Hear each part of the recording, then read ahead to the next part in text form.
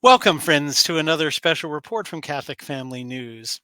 Tertullian once said that the blood of the martyrs was the seed of the church. He captured the idea that in persecution, the church is made stronger. And persecution comes in many different forms. The beginning of the church, it was from the Jewish nation, and from Rome, but it has taken forms throughout the centuries. One form that persecution has taken is persecution from within, persecution of Catholics by Catholics. And for some reasons, which we will discuss in this episode, that may be a theme or a type of persecution particularly relevant to our time. So we are going to speak with two authors who have recently published a book by that title, Persecution from Within. First, we're going to welcome Joshua Charles, who is a Catholic convert from Protestantism. He is a former White House speechwriter, #1 New York Times bestselling author, historian, and classical pianist with degrees in music, government, and law.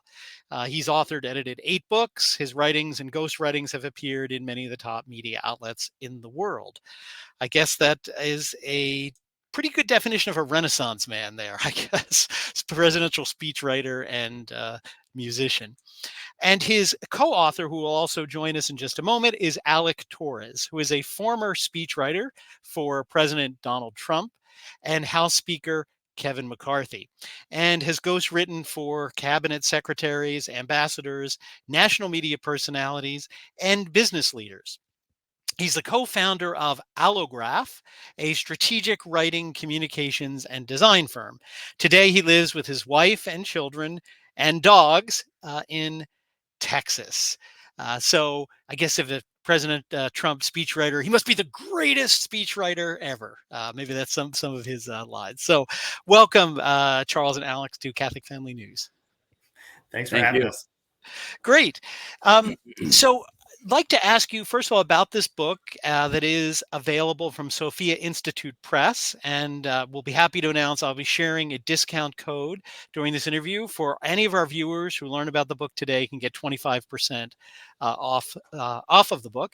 But it's available from Sophia Institute Press, Persecuted from Within. So how did this book come about? How did you two come together to research and write this book? Yeah, absolutely. It was honestly the idea hit me one day. I was I was looking around in the church, and I'm a convert as well. I converted in 2014, and I was facing some confusion. Essentially, I had an idea of what the church was supposed to be, and I wanted to be a good Catholic. But then I see these. Sometimes it was priests, sometimes it was bishops, sometimes it was the Pope saying things. And I was like, oh, that doesn't really sound Catholic, or maybe even they're proactively undermining the faith in some ways. And that was kind of a scary thought to me. So I was wondering, how am I supposed to be obedient to the church, but deal with leaders who are wrong or who are sometimes even leading people astray? I didn't have a good answer to that question.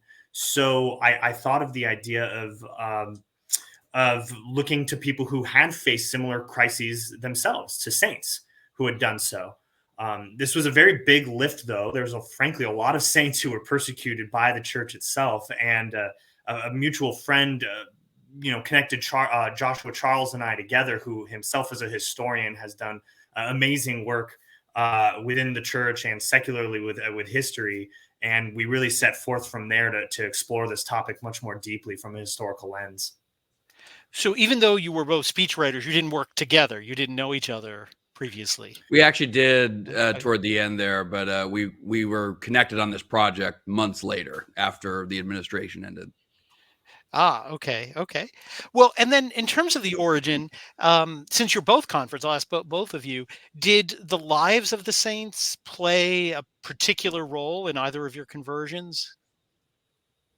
Or the concept of imitating saints, something like that? I can go first if you want, Alec. Yeah, please.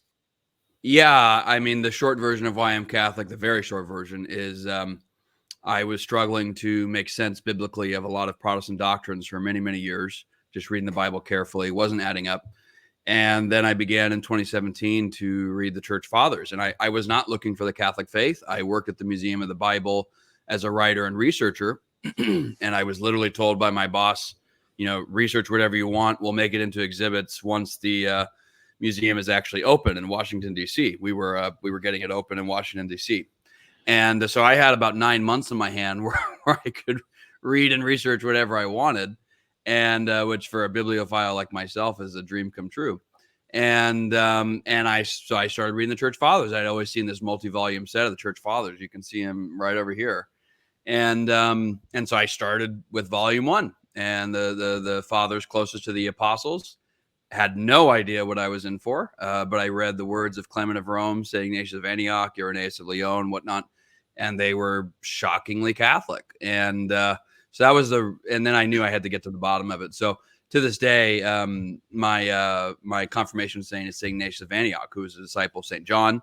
And St. Ignatius of Antioch speaks in utterly clear terms about about apostolic succession, about the authority of bishops, the priesthood, the sacrifice of the Eucharist, the altar, the need for unity, the spiritual danger of schism, the real presence of Christ in the Eucharist. I mean, it's just item after item after item that St. Ignatius testifies to. And so I wondered if they're this Catholic this early on, these are things that most, if not all, Protestants would reject. So if they're going to reject it, that literally means the church had fallen apart among the disciples of the apostles themselves. And I just found that completely untenable for reasons I suspect are obvious to your audience. So yeah, St. Ignatius of Antioch, who was a martyr. He was murdered in the Colosseum, traditionally eaten by lions. And he embraced it. When you read his letters, he even asked the Church of Rome, like, please don't try and prevent this. I want to die for our Lord. I want to be, I think some of the imagery he uses is, I want to be ground into the wheat of Christ. So that had an extraordinary effect on me. So, Alec. Yeah, I would say the influence of the saints on my conversion was in the background. It's one of those things, like so much in the spiritual life, that you can't really see God's hand working until afterward. So I converted somewhat haphazardly. I was leaning towards the church, and I look back now and it seems so obvious to me, but at the time I kind of quasi-believer thought, wouldn't it be nice if this were all true? It would make my life a heck of a lot better to have at least some order and direction. But all said and done, I was there. I was going to RCIA classes in New York, and I told the priest I didn't want to convert. He, at the end of the classes, he said, okay, well, Alec, you can sit up here now for the Easter Vigil. You've already been baptized, so it's just confirmation. I said, whoa, Father, come on. I told you I wasn't going to convert. And he said, oh, well, you came to every class, you might as well. I just kind of figured that you were ready for it. And I waited in my head. I said, if this is true, and a priest puts some oil on my head and says a few words, then my life will change. And if it isn't, then it won't. It's really just a infinitesimally small amount of faith that I gave the Lord. But at that same time, he said, and you'll need to choose a patron. Or no, it was a friend who told me that I would need to choose a patron. So I just kind of threw a dart at the dartboard and chose St. Francis de Sales, which ended up being rather, it's not coincidental. There's no coincidences in our Catholic faith, but it was very providential because he's the patron saint of writers. And I went on to be obviously a presidential speechwriter. So I could see him guiding my career. And then also one of his great missions in life was converting Protestants. And like Josh, I came from the Protestant world, and my entire family is still Protestant. So I can kind of see now in these years looking back that St. Francis de Sales was actually pulling at me and kind of dragging me in the way he wanted me to come, even if I had no idea who he was in the get-go. Wow, that's and again, maybe sometime we can have you back and we can go into more of your conversion story, because I'm sure that's fascinating. But let's talk now about this topic, persecuted saints. So you sort of face some of the frustration you expressed when you sort of find the Catholic Church and then find these disorienting things, and you start researching about persecuted Catholics, so Catholics who have been persecuted by other Catholics. Were you surprised to find so many? Was this what you expected, or what were your reactions as you started digging into the research? Sorry, Alec. Go ahead. Oh, yeah, it's fine. It's fine. Yeah, it was a little. I had no idea what to expect. I have to admit. I was shooting from the hip in many ways. Hopefully, Josh walked into it clearer eyed than I did. But I wondered if we would even find enough saints, and then you realize that there's actually a massive number of them. And as we're digging through, really, what disoriented me wasn't the number of saints. It was the diversity of their stories and their reactions to it. I mean, sometimes they were persecuted by popes. Sometimes it was by their immediate superiors. Sometimes the saints were silent. Sometimes they spoke up. Sometimes they were involved in giant national controversies. Other times it was just interpersonal disputes. And it seemed like persecution from fellow Catholics could come in almost any form of human interaction. So it was like drinking from a fire hose at first. Josh, I don't know if you had a different perspective coming in, though. No, I mean, as I said earlier, I largely came into the church because of church history. And so I knew that Catholics had not arrived to the year 2023 on a feather bed. And I knew that a lot of that was internal, a lot of the persecution. And we see that clearly in Scripture. When you study the topic in Scripture, it's all over the place. Jesus warns about wolves and false prophets and whatnot. The apostles are warning against it.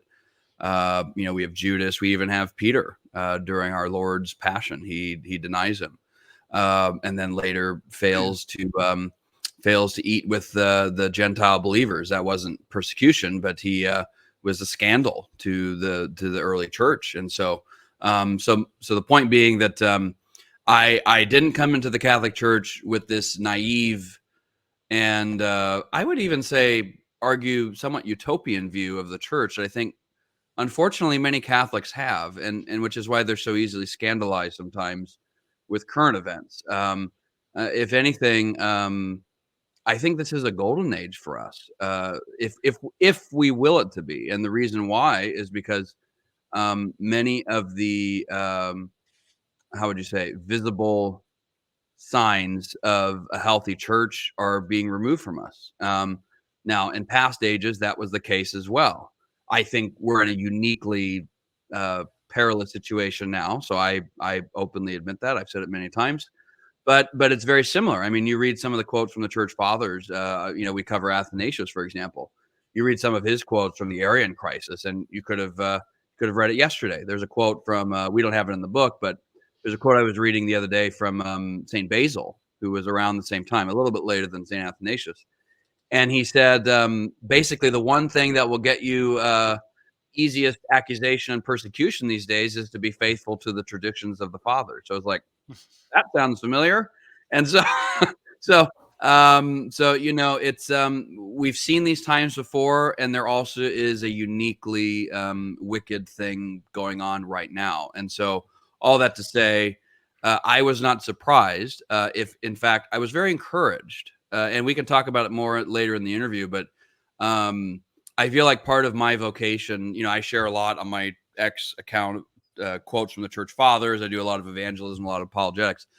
In one way, I think part of my vocation, and I hope this book that Alec and I did is part of it, is helping Catholics have a sense of peace.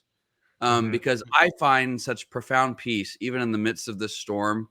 In a human sense, there's a great deal to be concerned about. I think this is one of the things I like about how you guys at Catholic Family News analyze things. You do so with what seems to me a great sense of faith. You don't engage in the dramatic, headline, blood curdling nonsense that is so common. And as we as Catholics, we don't need to do that. The Blessed Sacrament's still in the tabernacle. Our Lady is still via the Rosary. The saints are still the cloud of witnesses. Like, there is so much to be thankful for as a Catholic, and I completely and utterly trust Christ to take care of the rest. You're absolutely right. And I often tell the story. A good priest, Father Todd Angeli, once said to me when I was saying, "Oh, I can't believe I was born in this time. It's so hard to be Catholic." And he said, there's a pious traditional belief that you are born in the time when you're most likely to save your soul. So as hard as it is, God determines. Mercy of God. Yes, exactly. That this was your time. But it's stop with Saint Athanasius for a moment. We'll talk about some other saints, but I'll play devil's advocate a little bit. And some people, when Saint Athanasius is raised as a model for our time, perhaps like a certain bishop of our time, he might have been told by an apostolic nuncio, "You talk about the deposit of faith too much." Obviously, a reference to Bishop Strickland. Yeah. But some people say, in contra to that, oh well, Athanasius wasn't really persecuted by the church. He was persecuted by Roman emperors and by heretics. So it really wasn't like a persecution from within. What would you say to that objection? Either one. Well, all these heretics were baptized Catholics. Many of them had the sacrament of orders, which changes the soul. That's never reversed. Priests and bishops will have that mark on their soul in heaven or hell, wherever they end up.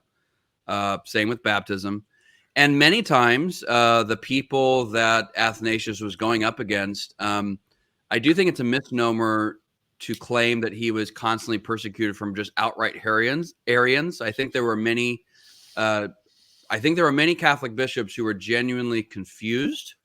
And they were signing up for compromise formulas that they didn't realize the full implications. And so sometimes Athanasius was persecuted by just lukewarm bishops who I think fully intended to be Catholic, but were fine kind of pursuing that in a lukewarm way. There was even a point at which Pope Liberius seemed to have caved. And, given, they didn't have instant communication back then. So given that it appeared for a time that Pope Liberius had subscribed to a semi-Arian creed, the Church of Rome was where Athanasius was constantly going, and he was reinstated by the Church of Rome multiple times, who exercises jurisdiction over the churches of the East. Was actually one of the key examples of papal authority that convinced me the papacy was real. But again, there was this time when Liberius seemed to have caved. And what's interesting to me is that that didn't disturb Athanasius. And he doesn't give us exactly the reasons why. He doesn't articulate in super clear terms a theory of papal heresy. But when it came to writing about it, I'm forgetting which work it's in now, he defended the orthodoxy of Pope Liberius, because it later came out that Pope Liberius had been under duress. And when he was no longer under duress, he corrected the situation. And it's whenever there are heretics in the church, that's part of the wolves Jesus warned about, especially when they have bishops' mitres on their heads. I mean, that's a constant throughout all of history. The greatest heresiarchs were almost invariably priests and bishops. So, and of course, when you're in the midst of these things, that is part of the confusion. Like, who's the heretic, who's the Orthodox? And that was very much part of the confusion during the Arian crisis. So no, and it's something we easily forget when we're reading history books about 1,000, 1,500 years ago, that it's easy now to look back in hindsight and say, okay, here are the good guys, here are the bad guys. It's very clear. But when you were living through it in an age without X, formerly known as Twitter, it was really hard to know for the average Catholic what was going on, or it was certainly as confusing, if not more than today. Excellent. No, very, very good. Well, maybe if we can shift a little bit to another saint. There's one who actually a particular favorite of mine, but one I've noticed a lot of Catholics who generally know the lives of saints are not familiar with, and that's Saint Bruno. So could you share with us a little bit about the story of Saint Bruno? Yeah, certainly. Saint Bruno, he's a figure I actually had very little knowledge of before working on the book, but was an absolutely fascinating case. He really helped define theology around the Eucharist, actually, for his time, though that wasn't what was covered really in the book. So in his time, there was something called the pornocracy within Rome, where just grave immorality, sexual immorality, the clergy really was highly corrupted, and he was raging against this.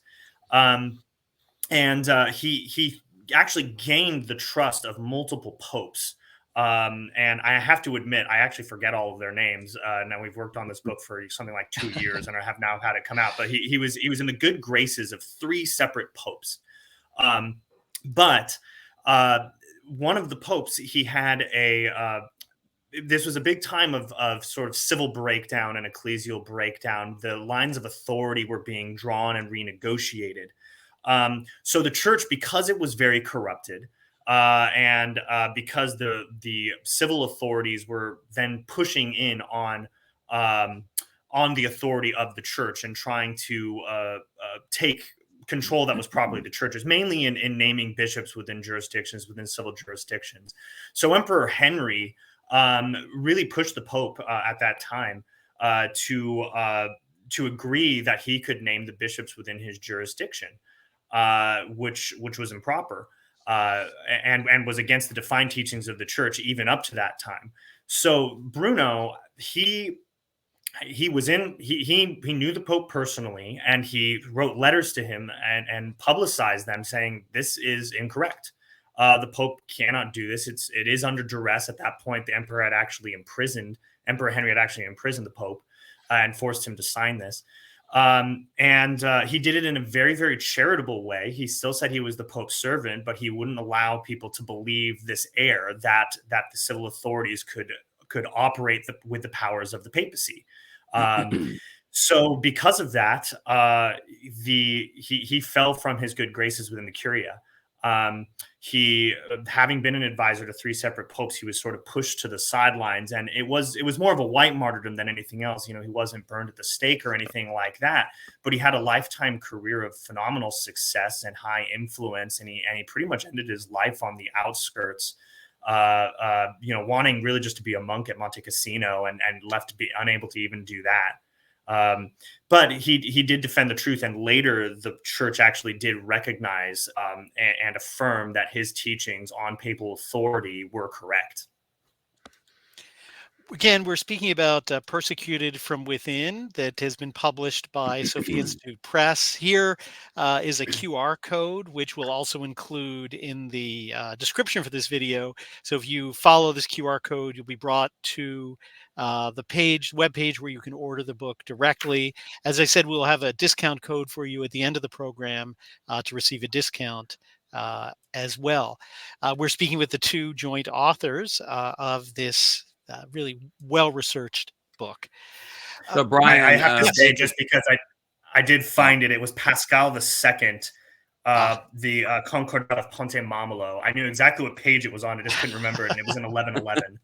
So I hate it when I can't remember those names. You get so many running around in your head after a while.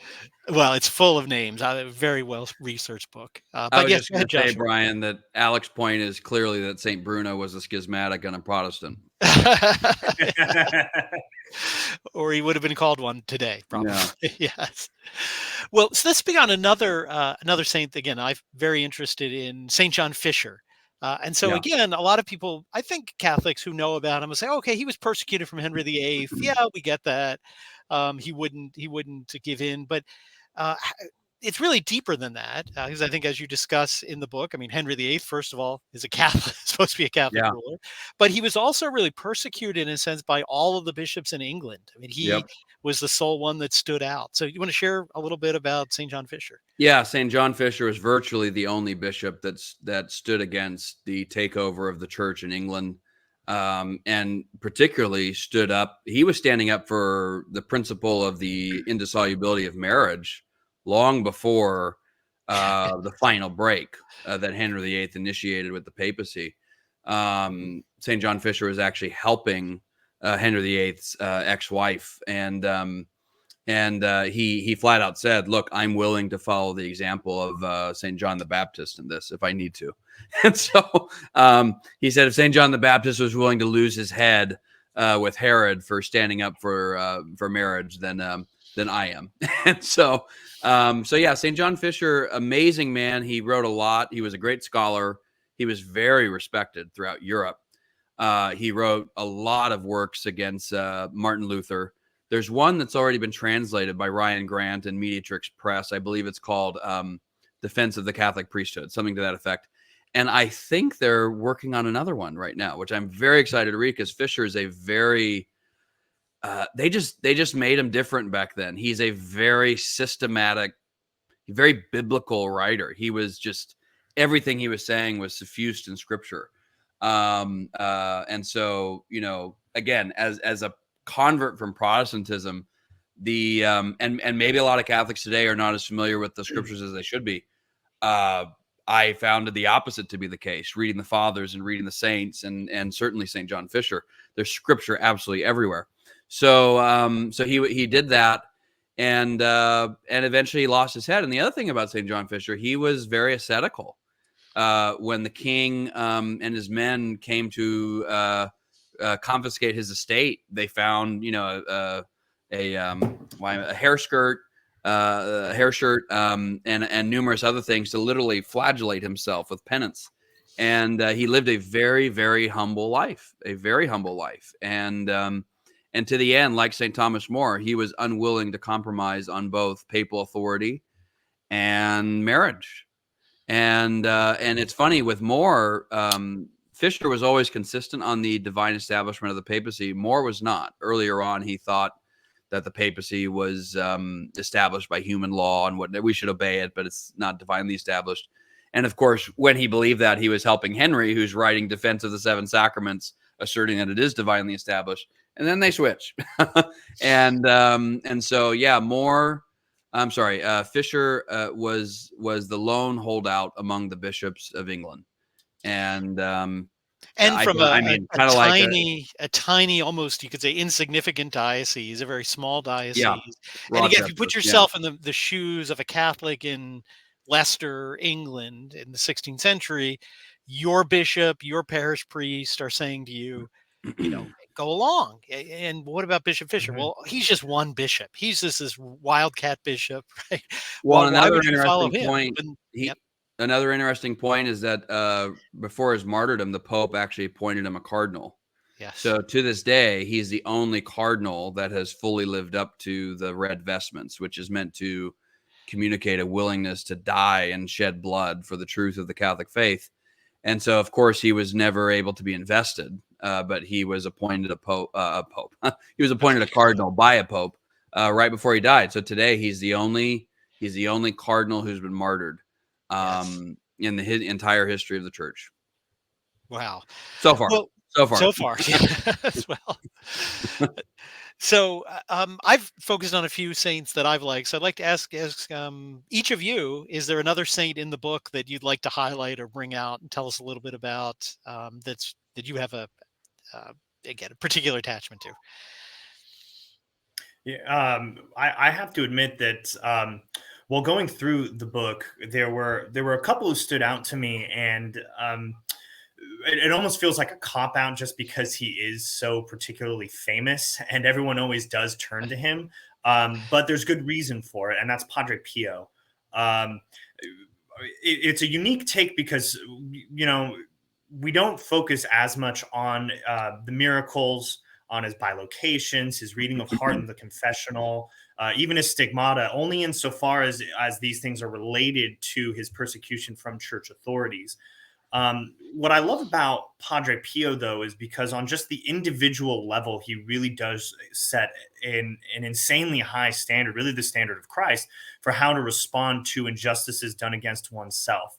There are caveats here.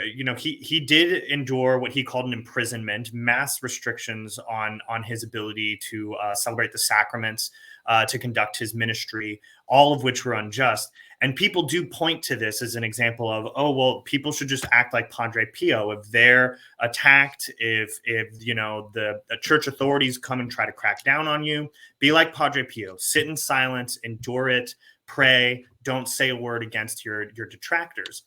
And in a way, yes, that's true. When it is done personally against you, when the injustices are ones that just impact you and maybe even your ability to conduct your ministry, that is the case. But Padre Pio, at the same time, there's this nuance that exists there where he wouldn't lie. Maybe he could have just told Rome, oh yeah, these stigmata, there's nothing to them. Just let me go about my work. I'll say whatever you want me to say. And he wouldn't do so. He told the truth.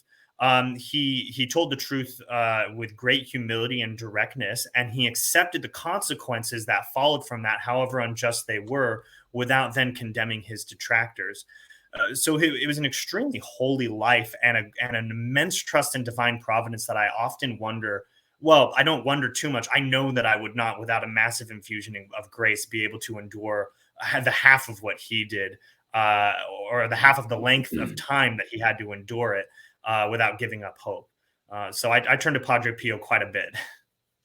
And you're right, that is an important distinction that comes through in reading your book, but in studying history, that it depends on who's being persecuted for what reason, what your station in life is. And again, Padre Pio was a religious who Mhm. did not have direct care for a diocese or a parish. So obviously his reaction is different from a Saint Athanasius who fought to get back into his episcopal see, because he was responsible for souls. So that's really, really, really good point.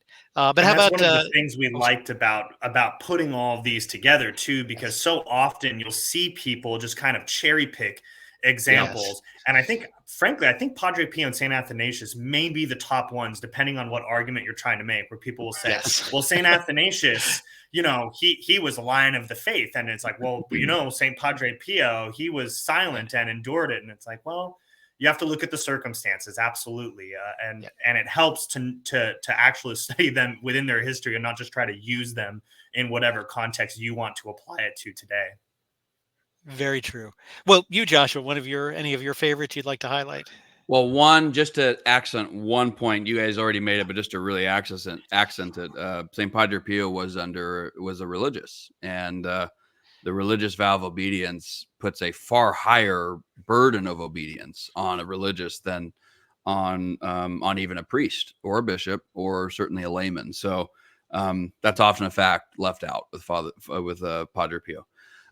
One that I grew to love was Saint Joan of Arc. Actually, I mean, I knew her basic story, but I found a book with a bunch of documents from her trial that had been translated, as far as I could tell, for the first time. And so I was able to read through a lot of her words from the trial. And, she, for those who maybe don't know, I'm sure most of us do, but basically she was raised up, had these visions to help Charles VII become the King of France. And they were in a civil war with the English. Some of the French were on the side of the English. Some of the French were on the side of Charles. And so she basically had a vision from St. Margaret and whatnot about helping Charles get crowned at Rheims. Rheims is the traditional place where French monarchs are crowned. And that ended up happening, and she ended up winning all these great battles. And so eventually she got caught by the English. I was about to say the British, but they weren't the British back then. Caught by the English, and in a very politicized canonical trial, she ended up being executed. And her canonical rights, she appealed to the Pope multiple times. Her canonical rights to do so were denied, and she ended up dying. And the reason why, there's so many reasons to contemplate her story, but one of the reasons that I do, especially these days, is this is not in any way to minimize what's going on. I think, I'm forgetting which medieval cathedral it was, but there's a medieval cathedral that shows the mouths of hell, the jaws of hell, with a bishop with a line of priests behind him, like walking into it. So even in the heyday of the church, there's been a very solid understanding that errant bishops and whatnot are extremely dangerous. So I'm not in any way trying to minimize that, but I would say it's striking that St. Joan of Arc was not losing faith, even as she's about to be burned alive. As a heretic, being burned and being As told a to heretic, excommunicate it. Yes. she's still a Catholic. She's still Yes. affirming the Catholic faith. Yes. She's not, I don't know. There's just so many modern people. I hear this from Protestants a lot too, but even Catholic, would the true church, it's like, where are you getting this conception of the true church? There's nothing like that. This conception of, again, this utopian like conception of the church, nothing like that in scripture. There's no typology for that in the kingdom of Israel, which is the typological prefiguring of the church. Jesus explicitly warns about all sorts of things. So does Paul. So does Peter. So do the rest of them. These notions are just fanciful. They're frankly bourgeois Western notions of people who are very comfortable and would prefer to stay comfortable many times. And so, God forbid any of us were being burnt at the stake. And would the true church do this? Well, yeah, the true church did it in the person of her local ordinaries, because that level of corruption and sin is possible, because grace does not prevent us from sinning. It makes it possible for us to not sin. It empowers us to not sin. but it doesn't infallibly lead us to not sin. It doesn't make us perfect, because we still have a free will, and that will can cooperate or not cooperate. And when it cooperates with grace, it's a wonderful and beautiful thing. It's how we become saints. When it doesn't cooperate with grace, when it spurns grace, it's even worse than before. Hitler was a baptized Catholic. Yes. Stalin was a baptized Orthodox. Like when you spurn grace, it's very clear in the book of Hebrews, to spurn grace is to end up in a far worse situation than you were in before. So very, yeah. very true. And you're right. She is as difficult as the white martyrdoms of this current persecution are. I read today that there's a rumor in Rome that Pope Francis is going to kick Cardinal Burke out of his apartment in Rome. Again, totally unjust, unfair, Unjust, but it's a unfair, yeah. far cry from being burned at the stake. So Yeah. it's good to Yeah, keep. so we need to toughen up. We need to toughen up a bit, Yes. frankly. My opinion. Although, frankly, I also think there are very grave things going on. So I'm just saying, Mhm. just if anything, Alec and I hope this book can help provide. Again, his patron saint is St. Francis de Sales. St. Francis de Sales, the patron saint of spiritual advisors. He said that the number one thing you must do is keep your peace of soul. Yes. And if there's anything that this book can do, I hope, and I'm sure Alec would affirm, it's to help Catholics maintain peace of soul and realize that your utopian notions about what the church should be are not what the church is taught, not what it has been throughout history. This broad spectrum of saints, of white martyrdoms, of red martyrdoms, of laymen, of religious, of priests, of bishops. This is the spectrum of what the church is and what can happen. Absolutely right. I know John Venari, who rest in peace, ran Catholic Family News for a long time. He used to say, the problem is the modern church was cursed with a string of really good popes. That we had this sort of run of really, really good popes, and our collective memory kind of forgot that life isn't always that good. Well, and we're in a very rich society. We're in the richest, most prosperous society in the history of the world. And many of the saints throughout the whole Catholic tradition warn about the dangers of prosperity. Prosperity has a way of dulling the soul against the dangers it encounters in life, and it kind of makes it lazy. So yeah, very true. Just to be frank, myself included. I'm very much included in this. Yes. So again, Sophia Institute Press, Persecuted from Within. We're talking to the two co-authors.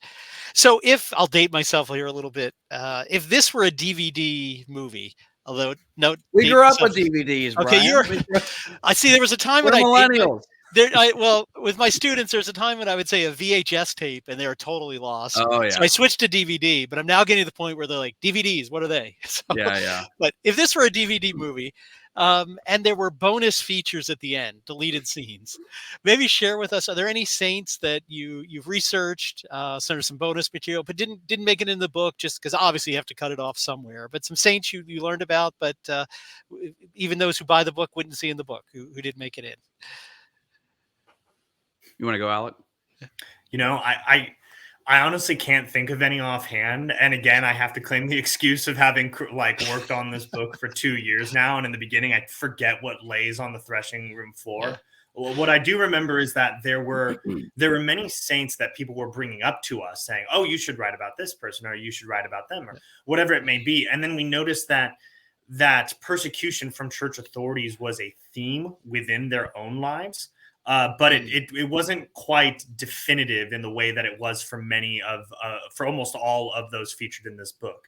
I know a good many people within Opus Dei, for example, and they would say, well, St. Jose Maria Escrivá, he was totally misunderstood. And, he faced all these restrictions. It took him decades to finally get approval from Rome. And I said, well, yes. However, he faced also much bigger issues in other arenas. So we kind of had to make judgment calls. Right. Really, our hope was in this to have saints who represented true Catholic diversity, while this sort of internal persecution exemplified their lives. So that's why we covered 20 centuries with priests, with laymen, with religious, male, female, Australia, North Africa, Europe, Americas, you name it. All these different circumstances, hoping that while people will undoubtedly tell us, we almost thought about doing an index, I remember, of just listing until we realized that we would undoubtedly miss too many of them, and then we'd get condemned for it more than the alternative. So yes, there are going to be people who come to us, and there have been, who said, well, why didn't you cover this? Or what about this saint? And we'll say, well, yeah, they were persecuted by the church too. But we do hope that there's enough diversity within this, proper Catholic diversity within it, that it gives people a full enough picture. I would say there are some church fathers, especially the Cappadocian fathers. That's modern day Turkey. I cited earlier a letter from St. Basil, but you'll see similar things from Gregory Nazianzen, Gregory Nyssa. They were in the East, and the Arian crisis was primarily in the East. And so they were standing for the Orthodox faith, the faith of the Council of Nicaea. And so they were constantly booted. They were constantly, meaning booted from their churches, from their dioceses. St. John Chrysostom was severely persecuted. He was exiled. I don't know how many times off the top of my head, but multiple times, expelled from the Diocese of Constantinople. In fact, seeing how many times the church fathers were persecuted was one of the reasons that, as a Protestant, I thought, well, Constantine changed everything and that took over the Catholic. It's all nonsense. When you actually when you read the fathers, it's like these guys are being persecuted all the time.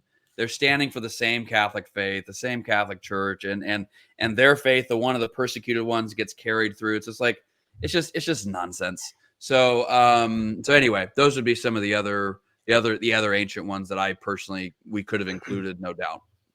I would say too, just as a related note, related even to the Tertullian quote that you had right in the beginning here, was I found myself, especially over the past few weeks since the book has come out, with this immense amount of hope, even more directly in regard to Bishop Strickland being removed from his diocese in Tyler, and now this news we've heard about. Yeah, he did endorse our book. Yeah, back before he was removed. So, Cardinal Burke, all these things. There's this sense. I mean, we know this from our faith. We have hope because of our faith, and this is infusing us with grace. But reading history can support our faith in so many ways.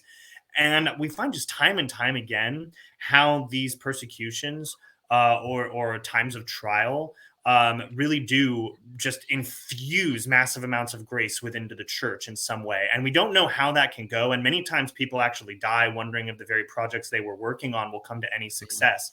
It's not like Arianism was stamped out by the time St. Athanasius passed on to his eternal reward. And pretty much every single saint in this book, who knows how it's going to go? Were the Carmelites actually going to be fully reformed when St. John of the Cross and St. Teresa of Avila passed on? Who knows? But then we see how the Lord really does take their suffering and their embrace of suffering through it and yield these results that were just astounding, absolutely astounding. So in that paradoxical Christian way, that very Christ-like paradoxical way, I find myself with this almost strange infusion of hope each time I hear about new examples of our good Orthodox leaders and good Orthodox people being persecuted by the church, because I've seen it happen so many times in history that this ends up being a wellspring of immense graces. Very, very true. I mean, it really is that God, it's the answer to the question, how can God exist if there's evil in the world, is that even the evil that we bring into the world ourselves or cause, God brings good out of that. He can bring good out of anything. And certainly you see that, even as you said, these people couldn't see it when they died. It was not clear to them until they saw it in the beatific vision. So, like, for example, St. Joan of Arc, one of the theories, why was she risen up? Why did God care about a civil war in France? Well, what was about to come around the corner in 100 years, England was going to break away from the church. And if St. Joan of Arc had not succeeded, if France had become essentially part of England, it would have fallen from the church along with England. And so perhaps her death merited that grace, for France to ultimately, because after her death is when they finally, do defeat the English. So we ourselves can't always see. So it's very, very beautiful. I hadn't heard that before. That's beautiful. Yeah. It is. It is. Well, thank you. And thank you to Sophia Press. They have offered a discount code for 25% off CFN, Catholic Family News, CFN 25. So buy four, you pretty much get one free if 25% off. So Christmas is coming up. What a better gift. It's not just one book, but a whole collection of stories of the saints. What's really nice, they're a good length. You can read a chapter pretty quickly, and not a long period of time. So if you're doing spiritual reading, you can read one chapter and come back to it the next day, read it out loud to the family, perhaps. So we also provide a summary chapter that goes over just principles of obedience, and St. Thomas, using a lot of St. Thomas, yes. and so there's an overview chapter, but yeah, that every chapter can basically read as its own episode, basically. Yeah. Yes. Excellent. So really a wonderful resource. Thank both of you. Any projects in the future you're going to collaborate on, or anything you share with us? Quite possibly. I'm doing some stuff, but not talking about it publicly yet. So yeah. Well, pray for Josh. He's got big plans, but he just can't tell you. That's it. Well, excellent. Well, we will include you. I know you each have personal websites. We'll include those so you can watch for any updates on our authors' work. And thank you. We thank you for joining us. As I said, perhaps I'll have you back just to talk about your experience of converting sometime, and talk about your stories in a little more detail. But would love to. We'd love that. People sometimes guess, they're like, "Wait, you've never been a Catholic outside of the Francis papacy?" There's ways. Interesting. There's ways. Oh, wonderful. And again, thank you all viewers for listening. Please help us get word of this book and these important principles out by sharing and liking and subscribing to our various channels. Please do purchase the book from Sophia Institute Press. If you do, and use the link that will be included, in addition to your discount, they will support, Sophia Institute will give a portion of the proceeds to support our apostolate. So if you purchase through this link, Sophia Institute will also contribute to our work at Catholic Family News. So look at all the good you can do by buying the book. You're good for your soul, good for helping our apostolate. So we thank all of you and look forward to seeing you in our next weekly news roundup or in our next special report. God bless you.